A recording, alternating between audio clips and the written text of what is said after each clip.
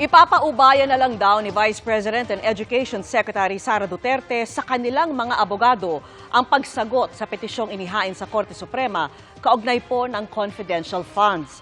Sa gitna ito ng hiling ng isang grupo ng mga petitioner na utusan ng Korte Suprema ang Vice Presidente na ilabas ang mga dokumento kung paano ginastos ang 125 million pesos na confidential funds sa loob umano ng 11 araw. Samantala, tiniyak naman ng Department of Budget and Management na sasagutin nito ang petisyon.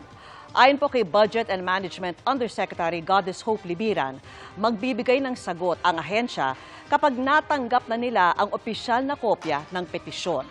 Patuloy namang sinisikap ng GMA Integrated News na kunan ng pahayag tungkol sa naturang petisyon sina Executive Secretary Lucas Bersamin, Senate President Mig Zubiri, House Speaker Martin Romualdez, Interior and Local Government Secretary Benher Abalos. Wala pa po silang tugon sa ngayon.